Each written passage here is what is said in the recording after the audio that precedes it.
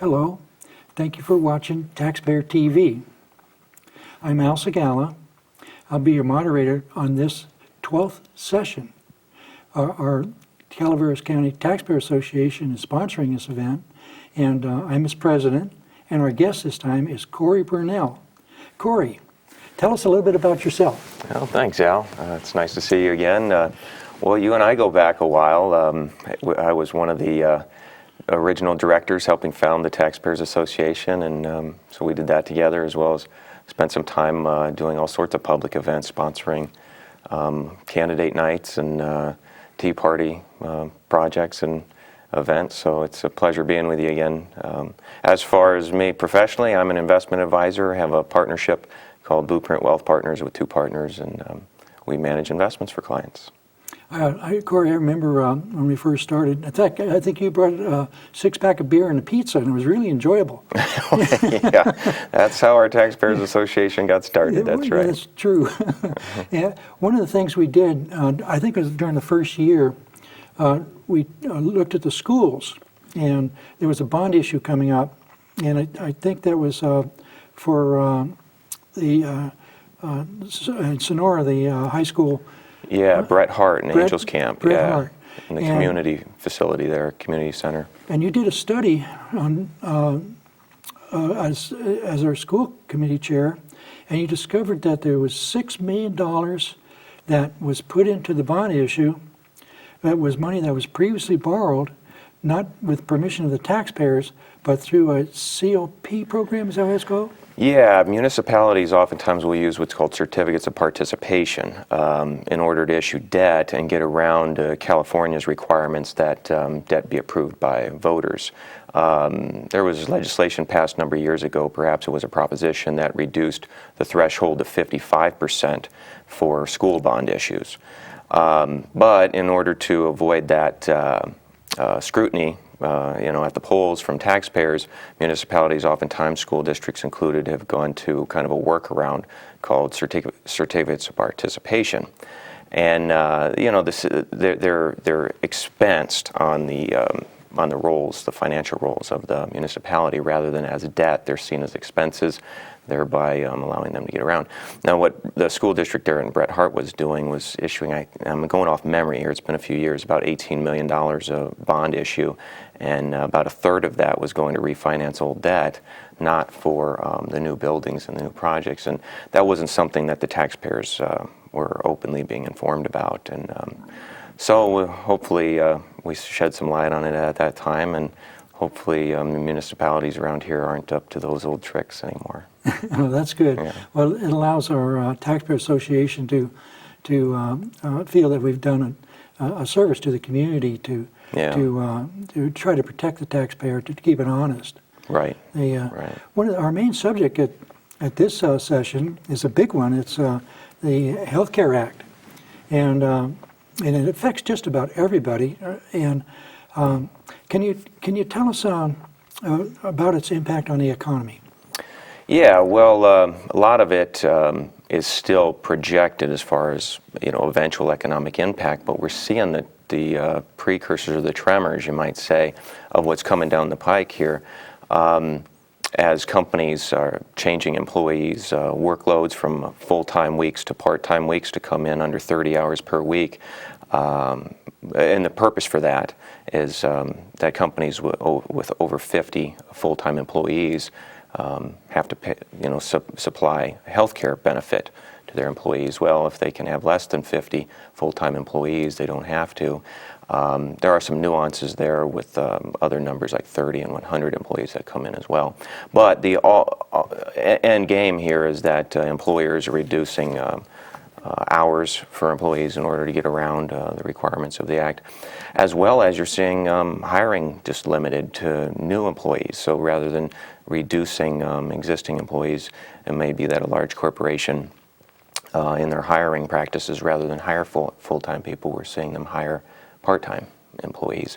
So, I think when this really gets to Main Street, what it's impacting is, I think some of the people that the Act was intending to help may find themselves getting impacted adversely my mind goes to perhaps a single parent who now may have to work 2 part-time jobs in order to make up for that 1 full-time job. And I think that's one of the real-world unintended consequences, unfortunately. Economic impact in the long run is anytime you put regulation and burden on businesses, you generally get a drag through reduced production or higher cost to the consumer. Could be any number of ancillary impacts and effects.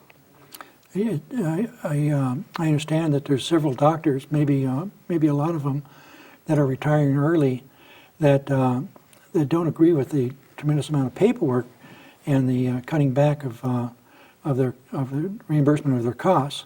I think one doctor in Sonora who has experience over 30 years made that decision to become a boutique doctor, right, and just charge a flat fee and don't accept any government money. Right, and that's also called concierge medicine.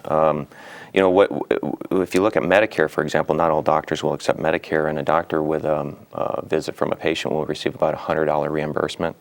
We're seeing numbers with Obamacare that are anywhere from $45 to $75 for reimbursement for seeing a patient. So it's quite obvious a number of doctors just simply aren't going to accept those insurance policies and customers who are paying with them. So it's significant impact from a consumer choice vantage point as well. Another question is this really insurance? If your house burns down and you're able to get insurance to pay for it after it burns down, then I wonder if that's really insurance or not, if it's just a wealth transfer. Anyway, is this really insurance? Well, no, you know, insurance is a shared risk. And of course, in my professional line of work, we use insurance products sometimes in financial planning scenarios with clients. So insurance is the opportunity for individuals to come together as a group and share risk, diversify that risk among a pool of insured people. What we're seeing now with Obamacare, though, is shared cost. And really, I think that at the heart of that is the fact that anyone with pre-existing conditions cannot be denied. So what you have is the costs of just anyone who may be already experiencing health costs. They are able to pass that on to this pool of participants. And so what you really have is a structure of shared cost. It's really not insurance at all. Insurance, again, shares risk. But if the risk has already occurred, you're no longer doing that, you're sharing cost. Wouldn't that indicate that why the Supreme Court ruled that it is a tax?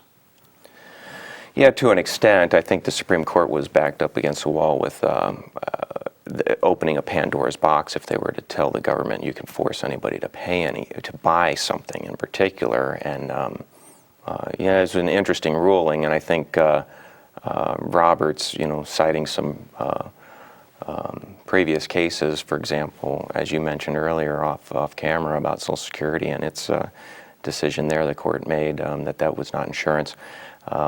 Certainly, I think he was trying to avoid opening Pandora's box to giving this new power to government, so we call it a taxing power. And indeed, that looks like that's what's the case here with the individual mandate, which is interesting in and of itself.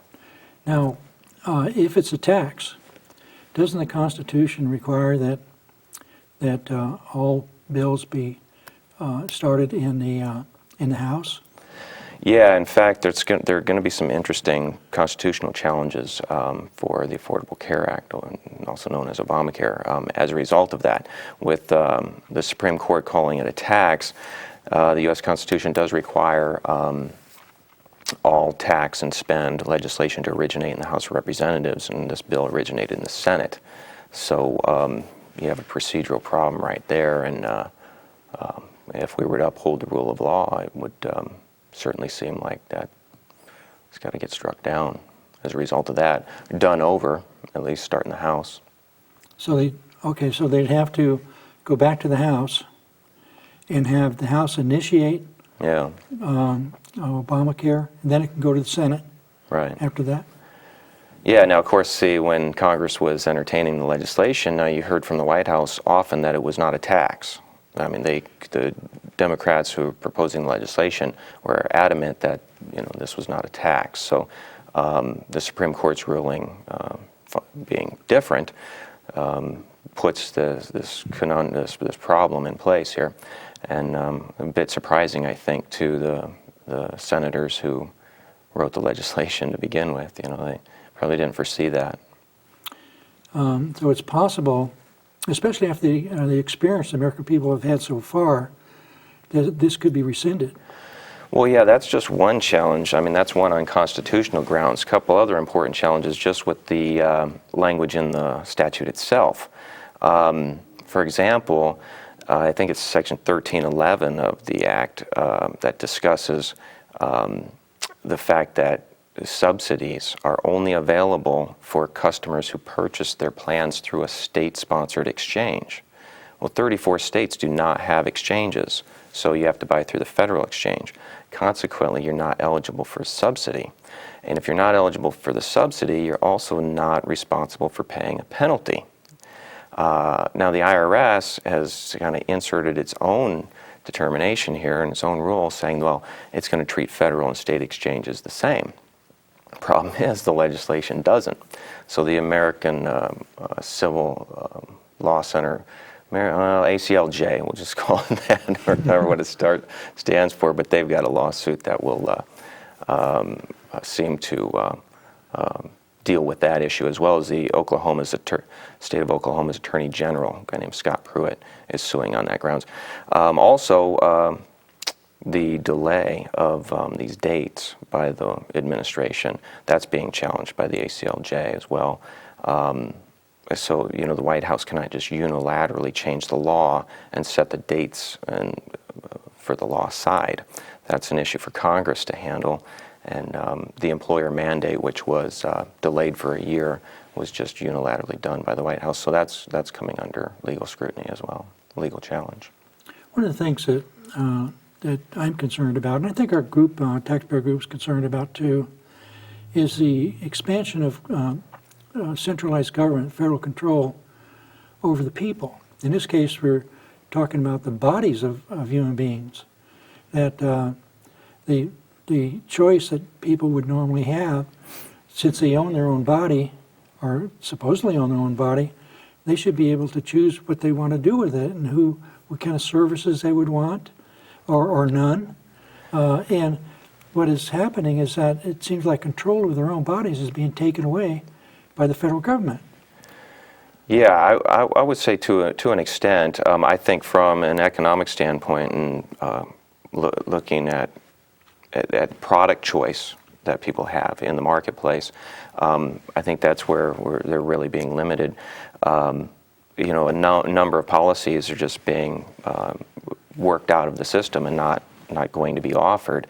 I find that the regulation in the insurance industry quite frequently is challenging for my clients as well as myself to find a particular product I want. The regulations are such that there are only certain things I can get, despite that those might not meet my needs or my client's needs, and that is frustrating. I think it alludes a little bit to what it is you're talking about, that there's this lack of consumer choice, freedom of the ability to get just exactly what it is you want rather than what the regulators have limited and made available to you. I think that's one of the really it's just not discussed enough that this is an adverse impact of the Affordable Care Act, that we are seeing limitations on choice, and we're not getting as good of a product as a result. I think everybody wants to have good health care. I know, Yeah, I certainly absolutely. do. And I guess the question is, can this be provided in a voluntary way between people and doctors and nurses, or must it be a function of government? And raising another question, is there any place in the U.S. Constitution where the federal government is given the power to be in the healthcare business? Well, no, that we could do a whole show on. But if you look at most of the authority that the courts will allow Congress to have and act in these spaces comes under the Interstate Commerce Clause and out of a doctrine called the affectation doctrine from the Wickard versus Filborn ruling in 1942. But the court got that wrong, badly wrong. So yeah, when you see intrastate commerce, there really shouldn't be any place for federal regulation for commerce inside of a state. But we're well past that, unfortunately, and we need some reversal for court rulings. But when you talk about the cost and is there any good delivery that the free market could provide, you're actually going to kind of see that right now as people avoid the healthcare mandate. It's really important for our viewers to understand that the individual mandate, the penalty that you have to pay there if you do not have a qualifying healthcare plan, the IRS is the enforcement agency for collecting that. They're only empowered to collect that from a tax refund from you. So if you manage your tax withholdings such that you are not owed a refund, the IRS actually has no authority to get that penalty from you. They cannot file criminal or civil charges, cannot file a levy or a lien or garnish your wages, anything like that. So make sure you don't have a tax refund owed, and you won't ever pay that penalty. Now the penalty will remain there, it will accrue interest and probably penalties on top of the penalty, but again the IRS will only be able to come get that if you owe them money over and above your ordinary taxes, if they owe you a refund, I should say. So what you're saying is the free market is basically making a decision point on, well, is it more affordable for me to go ahead and suffer the penalty or to purchase overpriced insurance? And you're seeing young people quite obviously with the enrollment numbers making the choice that they're just going to go it their own way. We had a discussion off camera with the staff about what's happening with young people and Social Security, and they're concerned about they're being taxed to pay for the old people like me. Right. And I think it's true. Yeah. And so I wonder if we're moving into a problem whereby the younger generations don't want to no longer be the giver, and Peter and Paul, robbing Peter to pay Paul. They don't want to be Peter anymore. Well, yeah, and it's interesting how we just don't learn from previous lessons that if you look at Social Security, began in 1935 and then Medicare in the 60s, right? Both programs have lasted a long time, but they have accrued massive liabilities that we don't have the money for, right? And future generations are going to have to fund those liabilities. And should Obamacare stick around and actually last decades, it too will accrue massive liabilities as a result of being underfunded by the youth to cover an aging baby boom population. So it would just be adding a third massive entitlement program that will run tremendous liabilities into the future that are not paid for. If this plan, the Affordable Care Act, were made voluntary, yeah, do you think it would survive? Well, and that's why I think it's a bit comical when we see the president talk about, in one speech, I remember he specifically said 4 times that this was a good product. And good products don't need PR campaigns when they're already getting a lot of press coverage, right? Good products, the marketplace rewards good products by buying them. And what we're finding here is the marketplace does not want to buy this, and that's why the enrollment numbers are so poor. To put in perspective, somebody in a middle-class family, I'll use my situation as an example. Our family policy with Obamacare would cost about $820 a month. Our deductible would be $4,500, could be times 2 if it's more than one person in the family, for a maximum out-of-pocket of about $12,500 for the year. Now, for that $12,500 out-of-pocket risk, I have the privilege of paying $9,800 a year in insurance premium. It's $820 a month, right? So I could really be out-of-pocket $20,000 a year on this plan before it even pays anything for me. Oh, wow. So think about that. So what you're finding is that the young people who have the a financial capacity to buy the product and support all those the expensive people to cover, or will quite simply do the math on it and choose that this is a very bad deal. Because at $9,800 a year, I can much more efficiently just self-insure. Right, and that's my advice to clients in my situation as well, and it's going to be the advice of, I think, every wise financial advisor. Young family, you're making good money, put your money away, save it, build up your 401k plan, have it pay your insurance, your healthcare costs for you, should you have something like that. And then, even if Obamacare is still around, guess what? I can't deny you under pre-existing conditions, so you sign up later. So the whole thing after is the house burns down. After the house burns down. So the whole thing is really, really broken from an incentive standpoint. And I just use myself as an example. Yeah. What reasonably can be done, looking ahead, and assuming that, let's say the national media, which so far has been kind of silent on some of these issues, Yeah. Would inform the people of what the real picture is. Right. What sort of reforms could be done, or would be reasonable to, or ought to be done? You know, I'm glad you asked that, because we might be running out of time. That's really important, a good takeaway. Couple things. Oftentimes, a lot of people in Congress are criticized because they don't have a plan, right? Well, there are a number of plans out there, just nobody on the alternative side of the aisle has put a comprehensive plan together that really can be shared with everyone and preached to everybody. But I think two real pillars it would have to include is, one, you've got to get rid of third-party payer. And you have to, some ingredients to that would be, we've got to divorce healthcare from employer plans. They need to be portable. People need to be able to, plans need to be individual, that they can take. Sure, if you work for an employer, they could help subsidize the cost, but you got to be able to take this thing wherever you go. And when you use it, you got to feel some financial pain, so as that you're making a decision whether you should use it or not.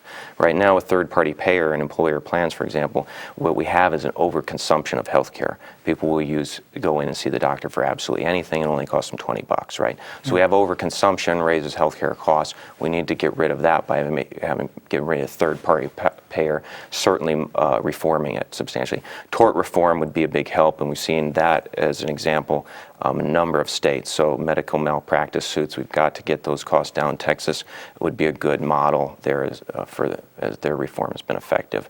So those would be a couple things. And then an overarching theme is that we simply have to deregulate the insurance industry, because what they've done is they've insulated themselves from competition. They won't compete across state lines. And that's where the insurance lobby is very powerful. In Washington, D.C., it's absurd. That they've really held consumers captive that way. So you've got to deregulate and force insurers to compete all across the country. And I think those are just three little starting points right there that would move us more toward a free market-oriented approach to the insurance healthcare industry that would reduce costs and give us better product as well. Because as you're saying, when you socialize things, not only are we seeing sticker shock with the Obamacare premiums, but we're seeing a worse product. We're seeing doctors refuse to take it. We're seeing now even some of the best hospitals will not accept those insurance policies. So you're getting a worse product as a result. One of the considerations is frivolous lawsuits or tort reform. Can you give us your thoughts on that? Yeah, there needs to be a market check on malpractice, so I'm not suggesting that people not be able to sue if they've experienced malpractice, but what you have right now is such windfall opportunities that really you have the ambulance chaser, legal profession seeking big windfalls at the expense of insurers, and as a result, the insurers have to charge doctors and hospitals higher premiums for their malpractice, so consequently the doctors and hospitals have to pass those costs on to the consumer. So I think that is best left in the hands of 50 different laboratories all over the country, as 50 different states, and there you're going to find the best market equilibrium for caps on malpractice suits and how they should be treated. And in so many other things in the way of industry, we've seen that state regulators arrive at kind of a best practices approach. How? By saying how it's done in other states and how it's worked well or poorly elsewhere. So that would be the starting point. There is at the state level, and I think all states should be moving that direction toward tort reform. My wife, just like 8 days ago, had hip replacement surgery, and it's major surgery. Yeah. And I was two things that were noticeable to us is that you need to avoid getting blood clots. You need to take some certain drugs, and there's one that they inject into your fat tissues, and I forget the name of it, but it costs $100 per shot, and it's not covered. Right. And then the other one is code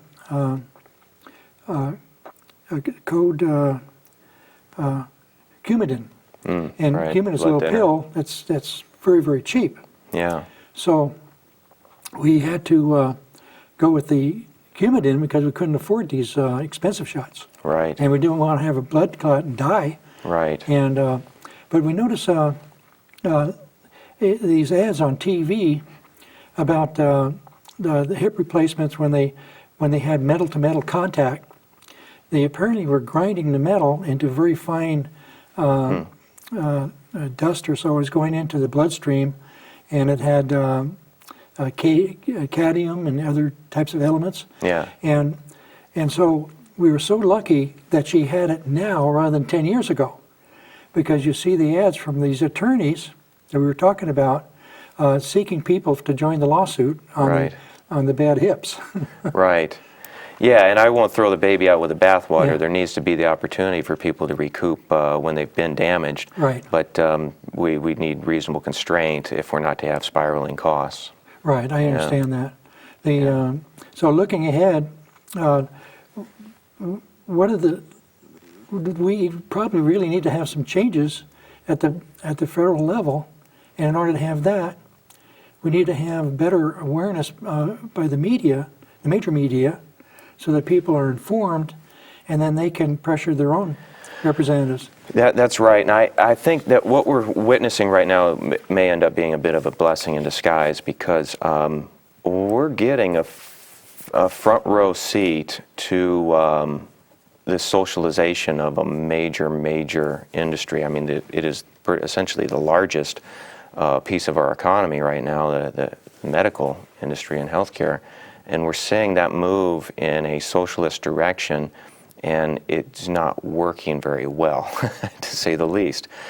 So I hope that will be a bit of a wake-up call to our countrymen, that there are better free market and freedom-oriented approaches that would be in the other direction, toward freedom and less government. That's an excellent point. And the people from Canada would have no place to go if we became socialized. That's the scary thing about if we lose the fact that... We want to thank you for being here. Yeah. It was a very interesting session. And thank you for watching Taxpayer Alert.